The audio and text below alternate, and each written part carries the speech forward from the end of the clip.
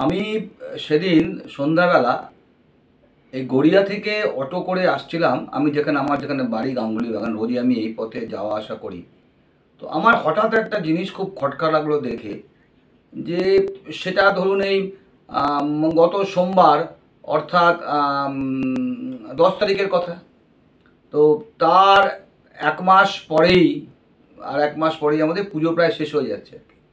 অর্থাৎ পুজোর এই যে একটা মাস আগে আগে কথা চিন্তা করলাম যে গত বছর কিংবা তার আগের বছর আমার কেমন অভিজ্ঞতা ছিল এই সময় অটো করে যাওয়ায়।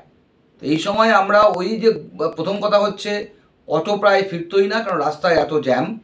যত দোকানপাট আছে ফুটপাতে কিংবা বড় বড় যে সমস্ত শোরুম আছে গড়িয়াতে, সেখানে এত মানুষের ভিড় হতো যে আমি জানি যে ম্যাক্সিমাম দিনই আমি হেঁটে হেঁটে অনেকটা চলে এসে প্রায় 45 স্ট্যান্ডের কাছে আসতাম। সেখান থেকে তারপরে আমি চেঞ্জ করে বাড়ি যেতাম। কিন্তু হঠাৎ করে আমার খটকাটা কেন লাগলো যে এই পুজো যে এসছে সেটা বুঝতেই পারছিলাম না। কারণ কোনো দোকানে প্রত্যেক দিনই দেখতে পাচ্ছি অটোর লাইনে লোক কম, এবং সঙ্গে সঙ্গে দাঁড়িয়েই প্রায় অটো পাচ্ছি, এবং সেই অটোটা মানে অন্যান্য দিনের থেকে অনেক তাড়াতাড়ি করে একদম সেই যে অঞ্চলগুলোতে জ্যামে মানুষ হাঁটতে পারতো না সেটা দিয়ে অনায়াসে পেরিয়ে চলে যাচ্ছে, কিন্তু সেই আমাদের যেখানে আমি থাকি সেখানে। সুতরাং এইটা আমার মানে হঠাৎ করে খটকা লাগার পরে আমি একটু খোঁজ খবর নিলাম। বিশেষ করে আমার গড়িয়াহাটে আমার বন্ধুবান্ধব, তাদের বড় শাড়ির দোকান আছে আর কি। তো সেখানে খোঁজ নিলাম।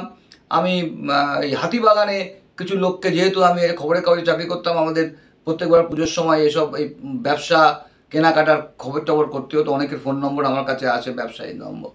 তো আমি তাদেরকে তখন ফোন করে জিজ্ঞেস করলাম যে আমি গড়িয়ায় এরকম চিত্র দেখলাম, তো আপনাদের কি খবর? তো আমার যে বন্ধু আছে গড়িয়াহাটে, সে তো বললো, আরে ভাই বলিস না, আমার তো মনে হচ্ছে যে মানে করোনার সময় যেরকম ছিল, তো তখন তো আমরা অনেক সময় বন্ধই রাখতাম, কিন্তু প্রায় আমাদের প্রায় দোকান প্রায় হা করে খোলা রেখে যা কিছু বিক্রি হচ্ছে পুজোর জন্য না, কারণ এরপরেই তো অঘ্রাণ মাসে বিয়ে, আশ্বিন মাসে অঘ্রাণ মাসে বিয়ে টিয়ে আছে, বিয়ের জন্য শাড়ি ফাড়ি নিতে কেউ কেউ আসছে, কিন্তু পুজোর যে ভিড়টা, সে ভিড়টা কিন্তু একেবারে পাচ্ছি না। ঠিক একই কথা আমি যারা হাতিবাগানের ব্যবসায়ী, যাদের আমি আগে চিনতাম, তাদের ফোন করে ঠিক একই একটা কিন্তু ধারণা পেলাম।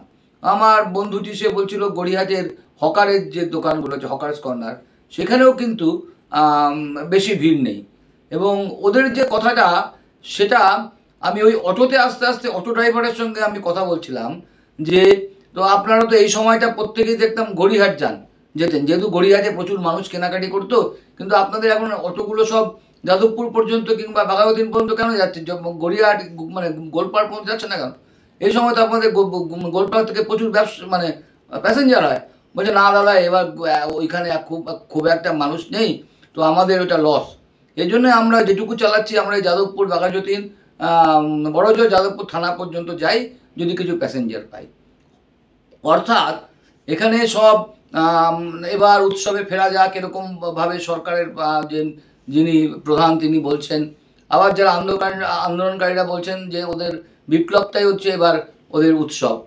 কিন্তু সব মিলিয়ে আমি রাস্তায় যে সব যেখানে হোর্ডিং লাগাবে তার জন্য বাঁশ পোতা হয়েছে, বিভিন্ন প্যান্ডেলের কাজ প্রায় শেষের পথে, কিন্তু এই যে মানুষের মনে এই যে পুজোর সময় নতুন জামা কিনবো তার জন্য যে দোকানে দোকানে যে বিশাল লাইন, সেটা কিন্তু এইবার চোখে পড়ছে না। এবং আমার খুবই খারাপ লাগলো যারা এই পুজোর এই দিনগুলোতে এই আগে ব্যবসার জন্য অপেক্ষা করে থাকেন, তাদের যে দুরবস্থাটা, সেটা মোটামুটি আমি বুঝতে পেরেছিলাম। আমি একদিন ইচ্ছে করেই অটো করে না এসে আমি একটু কয়েকজন যারা এই ফুটপাতের ধারে যে দোকানদার, তাদের সঙ্গে কথা বলছিলাম।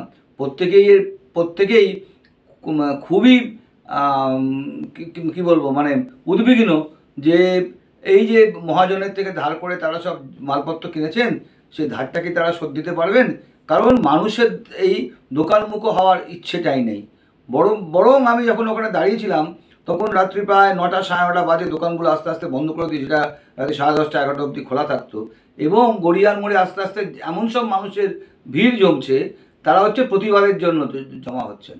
বলছে এই প্রত্যেক দিন ভিড়টা হচ্ছে 9টা থেকে 9:30 পর্যন্ত, সব প্রচুর মানুষ সেখানে ভিড় করছেন, প্রতিবাদ হচ্ছে, প্রয়োজনে আবার কখনো কখনো এই গড়িয়া থেকে যাদবপুর পর্যন্ত মিছিলও হচ্ছে। এইসবের ফলে এই মানুষের যে একটা যে পুজোর আগে মানুষের যে একটা কেনাকাটায় যে একটা চরম উৎসাহ, সেটাই কিন্তু এবার নেই। সুতরাং মানে মানুষ যদি উৎসবে ফিরতে চায়, মানুষ তো নিজেই আসবে, মানুষকে কেউ কি আর জোর করে ফিরতে পারবে? কিন্তু আমার সব থেকে মানুষ পুজোর উৎসব দেখুক কিংবা না দেখুক, তার থেকে বড় কথা ওই যারা যে সমস্ত ব্যবসায়ীরা, ছোট ব্যবসায়ীরা পুজোর মুখ চেয়ে বসে থাকেন, তাদের অবস্থাটা কিন্তু খুবই খুবই খুবই খারাপ। এবং সেটা দেখে আমার খুব দুঃখ লাগলো যে এদের যে এই অবস্থা, সেইটা নিয়ে না পরে আবার প্রতিবাদে মানুষ সরব হয় যে এতগুলো লোক কী করে তাদের জীবনযাত্রা, তাদের সে পরিবার নিয়ে। সুতরাং এইটা একটা রাজ্যের যে এখন একটা এই একটা পুজোর আগে যেটা অর্থকরী ব্যাপারের যে একটা লেনদেন, কিংবা বাড়িতে নতুন জামা কাপড় আসারও একটা আলাদা ব্যাপার আছে, নতুন জামা কাপড়ের গন্ধ একটা আলাদা, আবার এইসব নতুন জামা কাপড় বিক্রি না করলে দোকানদারেরও ক্ষতি। সুতরাং এই নিয়ে পরিস্থিতিটা কিন্তু সেই পুজোর আগে সব দেখে আমার মনটা আরও ভেঙে গেল। এবং পুজোর আগে এখন আনন্দ আনন্দ ভাব থাকে, সেইটা কিন্তু এবার যেমন রাস্তাঘাটেও নেই। আর আমার এই কদিনে চলাফেরায় কতগুলো মানুষের সঙ্গে, গুটি কয়েক মানুষের সঙ্গে কথা বলে আমারও কিন্তু খুব মনটা ভালো হয়ে গেল। তবে আপনারা মন খারাপ করে থাকবেন না, ভালো থাকবেন। নমস্কার।